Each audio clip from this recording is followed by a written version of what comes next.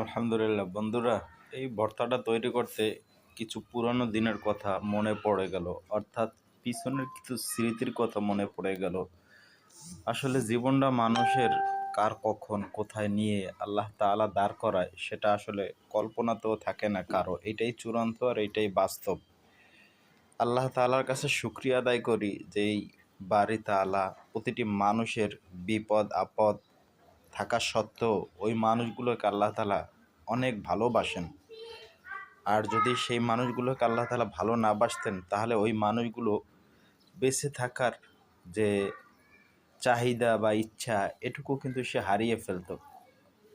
তো আলুর ভর্তা মাখাচ্ছি, দেখেন এটা হলো পেঁয়াজ মরিচ শুকনো মরিচ দিয়ে।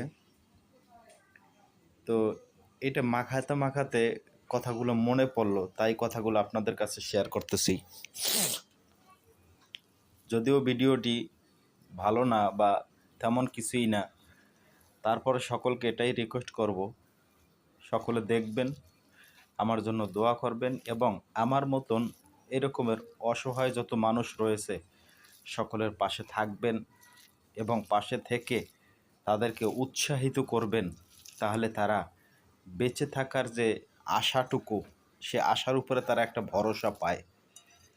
তো যাই হোক, সেই ভরসা নিয়েই কিন্তু আপনাদের মাঝে এই ভিডিওগুলো তৈরি করি।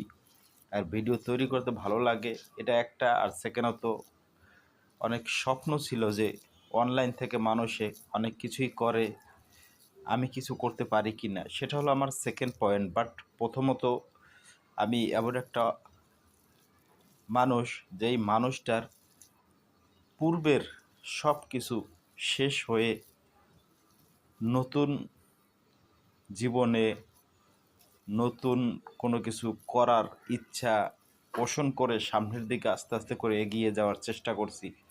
ওই সমস্ত মানুষদেরকে আপনারা যদি ভালোবাসা না দেন তাহলে ওই মানুষগুলো কোথায় গিয়ে দাঁড়ায় সেটাই কিন্তু খুব বিপর্যয়। তো যাই হোক, আলু ভর্তাটা শেষ পর্যন্ত তৈরি হয়ে গেল। কার কাছে কেমন লাগে অবশ্যই বলে যাবেন। আমার কাছে বিশেষ করে সকালবেলা আলু ভর্তা দিয়ে ভাত খেতে এতটা মজা এবং এতটা ভালো লাগে, এটা আমি কাউকে বোঝাতে পারবো না। এটা আমার জীবনটা এরকমের ছিল না। একটা সময় আলু ভর্তা দেখলে চোখের থেকে পানি চলে আসতো। কেন পানি চলে আসতো? কারণ আলু ভর্তা দিয়ে ভাত খেতে পারতাম না। ওই যে জীবনের স্মৃতি, সেই মুহূর্তগুলো মনে পড়লে খুব কষ্ট লাগে। তো সকলের জন্য হৃদয় থেকে ভালোবাসা দোয়া থাকবে, আমার জন্য দোয়া